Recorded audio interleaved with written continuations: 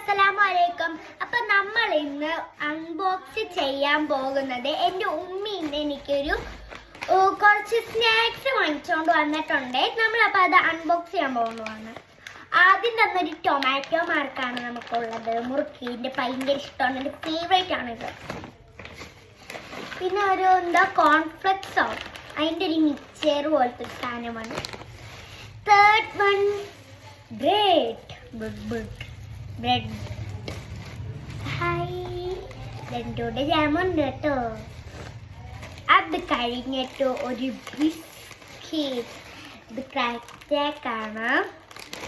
എൻ്റെ ഫേവറേറ്റിനകത്ത് ഏറ്റവും ഫേവറേറ്റ് ആയിട്ടുള്ളതാണ് ഇത്. കുഴപ്പമില്ല, കഴിക്കാം, പക്ഷേ അത്ര ഇഷ്ടമല്ല.